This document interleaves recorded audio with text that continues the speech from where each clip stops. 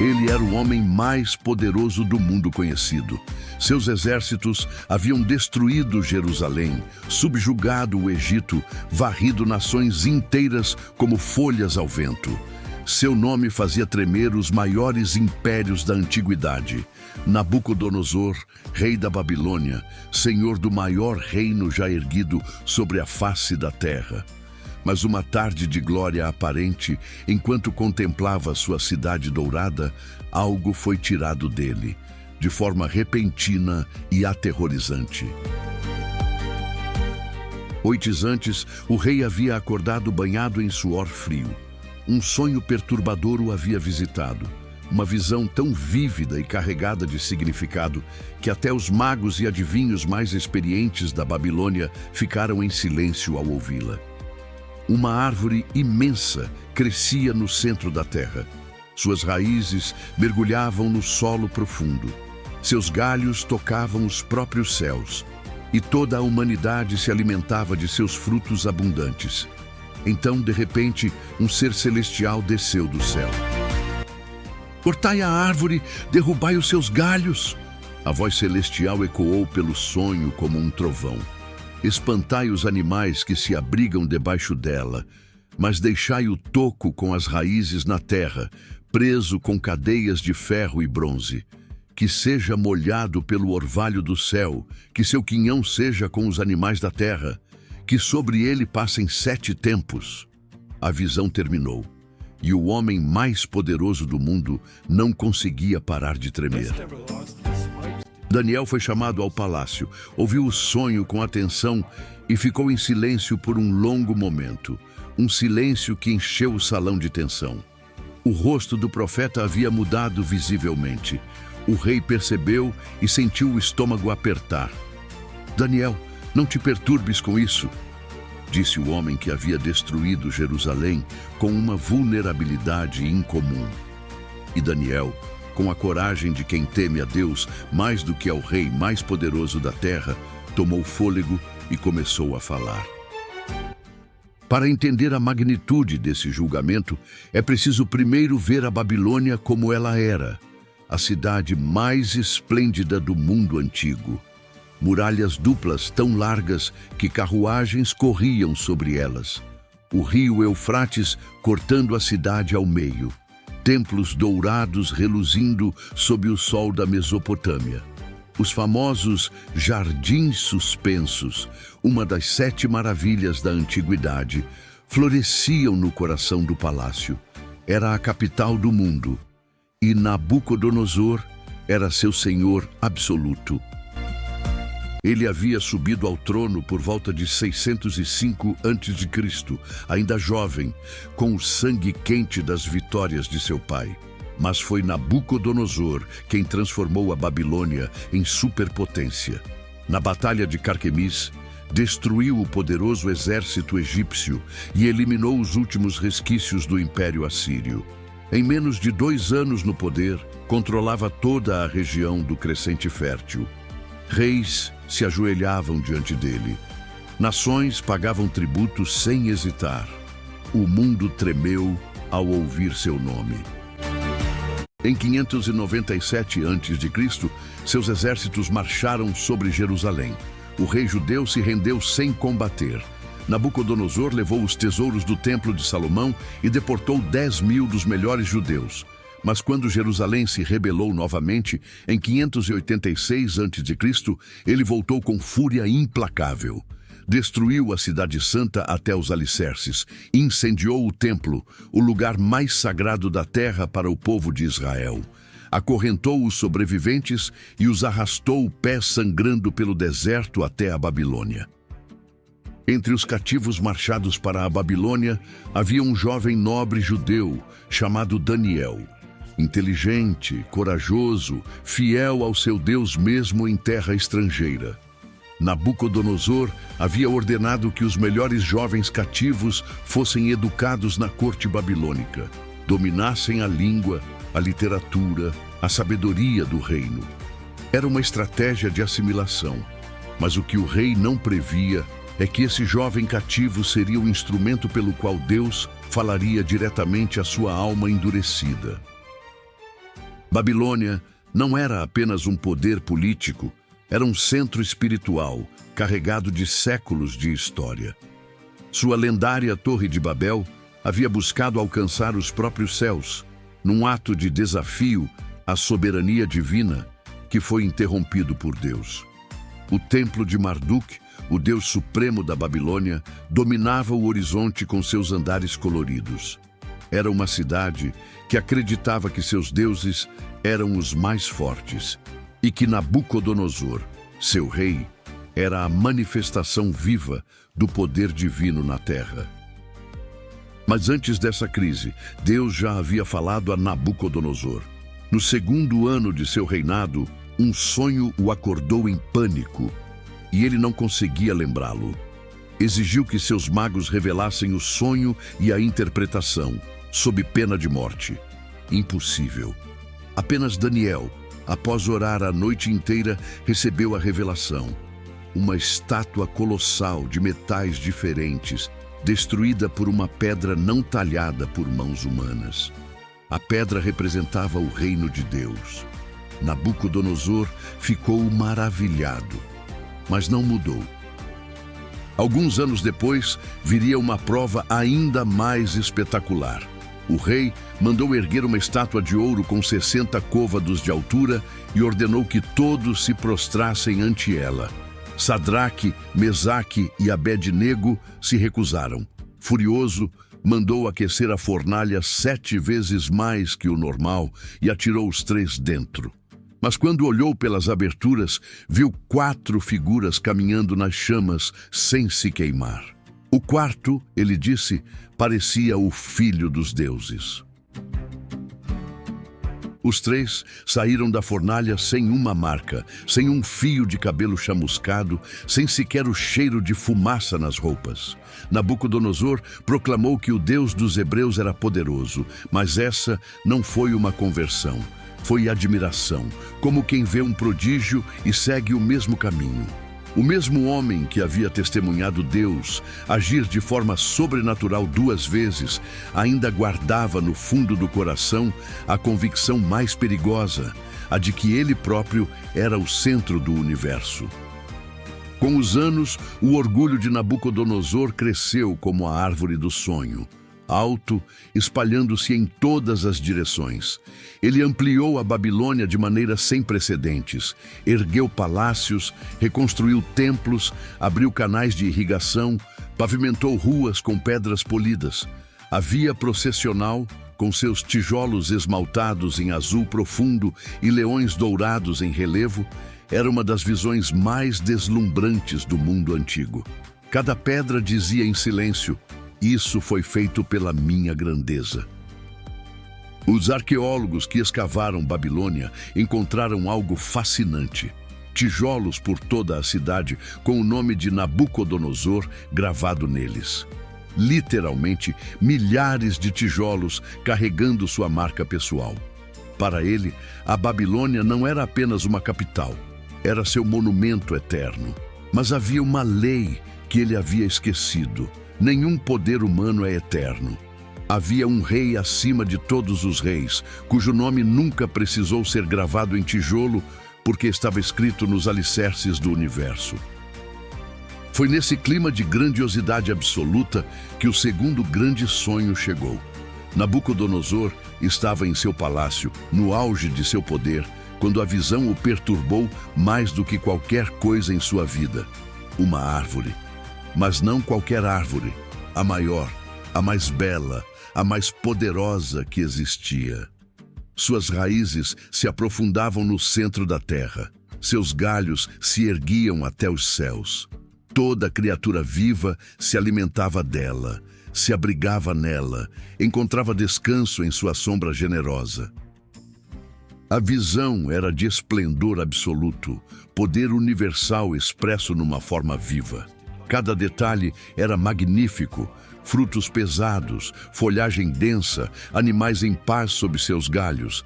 Era uma imagem de providência, de abundância sem fim. E então desceu do céu um ser que os textos bíblicos chamam de vigilante, uma entidade celestial de autoridade terrível. Sua voz ressoou como trovão sobre o silêncio do sonho.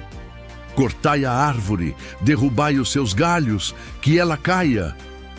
Espantai os animais que se abrigam sob ela e afastai as aves dos seus galhos.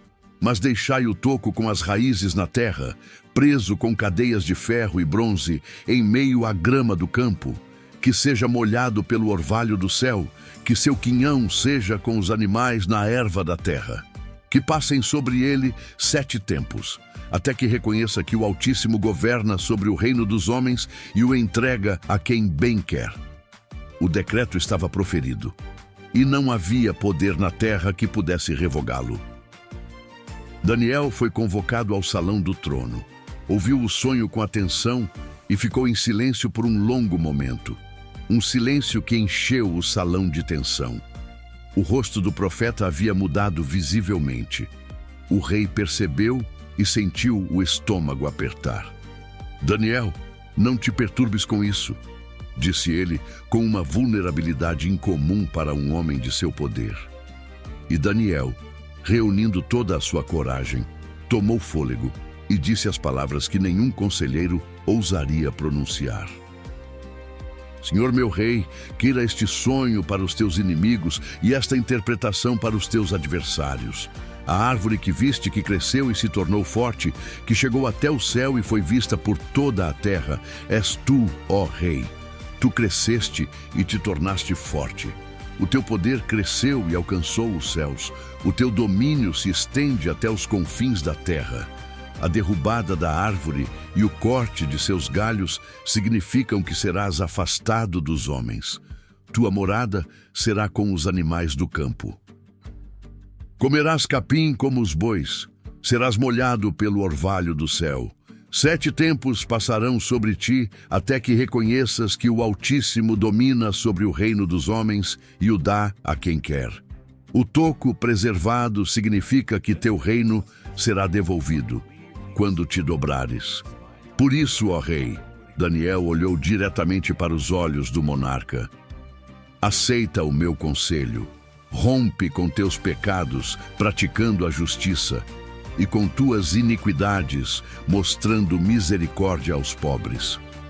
Talvez Deus poupe. Por 12 longos meses nada aconteceu. Deus havia dado a Nabucodonosor um período de graça, tempo suficiente para o arrependimento, para a mudança, para que o coração mais endurecido do mundo encontrasse humildade. Mas ao invés de reflexão, o rei mergulhou ainda mais fundo em sua grandiosidade. Cada dia, sem julgamento, era para ele uma confirmação de que não havia nada a temer.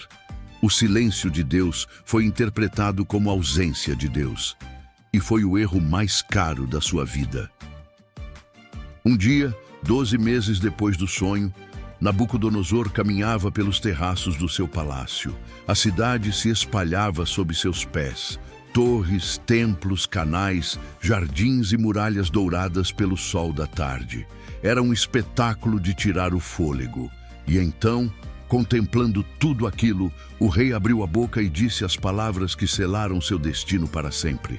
Não é esta a grande Babilônia que eu mesmo edifiquei como residência real, pelo poder da minha força, para a glória da minha majestade?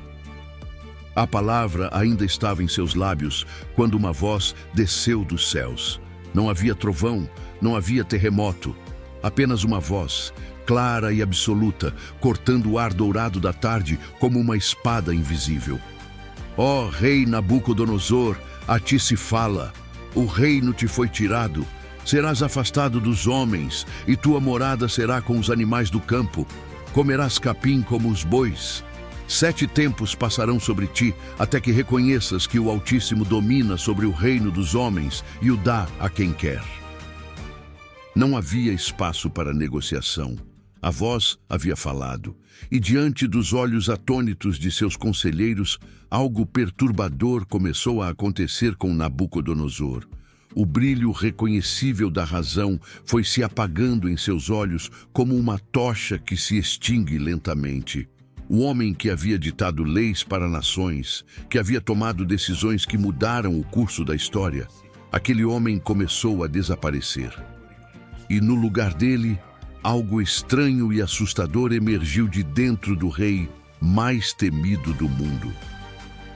A ciência moderna tem um nome para o que aconteceu: licantropia clínica, um transtorno psicótico raro em que o paciente acredita genuinamente ser um animal. Mas para os que testemunharam naquele dia no Palácio de Babilônia, não havia diagnóstico que explicasse o que viam. O rei da Babilônia, o homem mais temido, mais inteligente, mais poderoso de sua geração, estava agindo como uma besta. Seus olhos perderam o foco humano. Seus movimentos mudaram. E então ele saiu do palácio. Imagine aquela cena. O conquistador que havia derrubado as muralhas de Jerusalém, que havia recebido tributos de reis prostrados a seus pés, que havia dormido em leitos cobertos de ouro, agora caminhava em passos irregulares para fora do palácio, em direção ao campo aberto.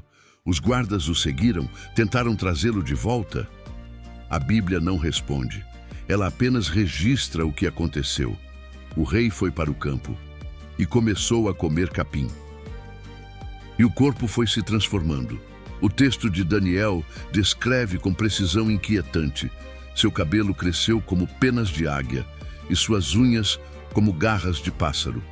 Uma metamorfose lenta, progressiva, visível a olho nu. Semanas se tornaram meses.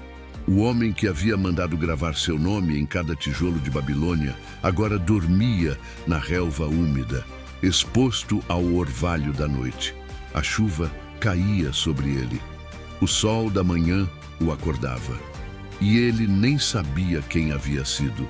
A profecia se cumpria com precisão terrível.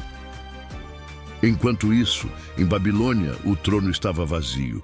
O que acontecia com o maior império do mundo quando seu rei enlouquecia?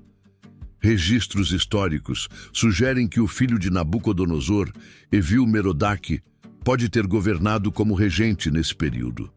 Mas a corte sabia o que havia acontecido e havia a profecia. Aquela profecia que Daniel havia pronunciado em voz alta, no salão do trono, diante de todos. O toco ficaria, as raízes permaneceriam. O rei voltaria quando dobrasse o joelho. 7 anos, 7 longos anos debaixo do céu aberto, no campo, sem coroa, sem nome, sem razão. Para um homem que havia dormido em palácios e acordado com o mundo a seus pés, aquilo era uma eternidade de humilhação absoluta. Mas Deus não havia destruído Nabucodonosor. Havia permitido que ele descesse até o fundo de si mesmo, que perdesse tudo o que o definia como humano para descobrir o que havia por baixo de toda a grandeza. Uma criatura, não um criador. Um ser feito, não o Senhor do universo. O inverno passou sobre ele, e a primavera, e o verão, e novamente o inverno, por 7 ciclos completos. A terra ao seu redor floresceu e murchou e floresceu de novo, e ele esteve presente em cada estação sem compreender nada. Mas no fundo de algum lugar que a loucura não alcançara completamente, o espírito de Nabucodonosor aguardava, como uma centelha coberta de cinzas, viva, mas quase extinta. E então chegou o momento descrito em Daniel 4:34, com a simplicidade mais devastadora da Bíblia. Ao fim dos dias, eu, Nabucodonosor, levantei os meus olhos ao céu. Aqui está a virada mais dramática de toda a narrativa. Não foi um terremoto que o restaurou. Não foi um anjo visível descendo com água. Foi um gesto simples. Levantar os olhos. Depois de 7 anos olhando para o chão como um animal, varado pelo orvalho, coberto de relva, esquecido de si mesmo, o rei levantou o rosto para o céu. E naquele exato instante, o entendimento voltou. E abençoei o Altíssimo, e louvei e glorifiquei aquele que vive para sempre. Não era a voz de um rei recuperando seu trono. Era a voz de um homem que havia visto a verdade de sua própria pequenez, e encontrado nessa verdade não a destruição, mas a liberdade. A razão voltou, a memória voltou. E com elas chegou algo que o Nabucodonosor dos dias de glória nunca havia verdadeiramente possuído: a consciência de que havia um poder acima de todo o poder humano e que esse poder era misericordioso. O seu domínio é um domínio eterno, e o seu reino dura de geração em geração. Todos os habitantes da terra são como nada diante dele. Ele age segundo a sua vontade no exército do céu e entre os habitantes da terra. Não há quem possa deter a sua mão ou dizer-lhe: "Que fazes?" Essas foram as palavras de Nabucodonosor, não de um profeta hebreu, não de um sacerdote. Foram as palavras do maior rei pagão da antiguidade, ditas depois de 7 anos comendo capim como um animal. No mesmo instante em que o entendimento voltou, o reino foi restaurado. Os conselheiros que o aguardavam voltaram a servi-lo. Os nobres o procuraram e o reinstalaram com honra ainda maior do que antes, porque Deus não havia quebrado Nabucodonosor, havia moldado. E a diferença entre quebrar e moldar é a diferença entre o fim e o começo. O que foi quebrado não tem mais serventia. O que foi moldado se torna algo mais precioso do que era antes de passar pelo processo doloroso da transformação. Então Nabucodonosor fez algo extraordinário. Escreveu e promulgou um decreto para todos os povos, nações e línguas da terra. Não um decreto de guerra, não uma ordem de tributo, mas um testemunho pessoal da soberania do Deus Altíssimo. O homem que havia mandado inscrever seu nome em cada tijolo de Babilônia, agora gravava em papiro e pedra a grandeza daquele que o havia humilhado. Esse decreto está preservado no livro de Daniel e chegou até nós após mais de 2.600 anos. Os arqueólogos encontraram algo curioso nos registros cuneiformes de Babilônia. Nabucodonosor aparece com força nos documentos do início e do final do seu reinado. Mas há anos de silêncio inexplicável nos registros do meio. Uma ausência estranha para um rei tão prolífico em registrar seus atos. A história secular, sem perceber, o espaço exato que a Bíblia preenche. Um rei misteriosamente fora de cena por anos, seguido de um retorno ao poder. A profecia não precisa de validação, mas a recebeu. O que essa história nos diz sobre o orgulho? Que ele é talvez o pecado mais perigoso de todos, não por ser o mais feio, mas por ser o mais invisível para quem o carrega. Nabucodonosor via claramente a arrogância em seus inimigos, mas não conseguia enxergar a árvore que crescia dentro de si mesmo. O orgulho tem essa característica cruel. Quanto maior ele é, menos seu portador consegue percebê-lo. É a cegueira que se apresenta como clareza, e é exatamente aí que Deus precisa intervir. E Deus intervém, não com crueldade, com cirurgia. A humilhação de Nabucodonosor não foi vingança divina, foi tratamento divino. O mesmo Deus que cortou a árvore preservou o toco. O mesmo Deus que tirou a razão devolveu a razão. O mesmo Deus que afastou o rei do trono restaurou o rei ao trono. Porque o objetivo nunca foi a destruição, foi a transformação. Era preciso que o maior rei da terra entendesse uma coisa simples: Deus é Deus, e nós somos criaturas feitas à sua imagem. E você? Existe alguma área da sua vida onde o orgulho cresceu como aquela árvore, alto, espalhado, dando sombra para tudo ao redor, mas bloqueando sua conexão com o céu, nos relacionamentos, nas conquistas? Pode ser aquela certeza surda de que você chegou até aqui pelas suas próprias mãos, de que não precisa de ninguém, de que o sucesso é mérito exclusivamente seu. Nabucodonosor acreditava exatamente nessa mesma coisa, e Deus amou demais para deixá-lo morrer nessa mentira. A mesma misericórdia que restaurou o rei mais poderoso da antiguidade está disponível para você hoje. Não é preciso chegar ao fundo para levantar os olhos ao céu. Mas se você já está lá, saiba, o toco ainda está nas raízes. Deus não descartou você. Se essa história moveu algo dentro de você, compartilhe com quem precisa ouvir isso agora. Se inscreva no canal. Toda semana uma história bíblica mostrando que a Bíblia é muito mais profunda do que imaginamos. Até a próxima revelação.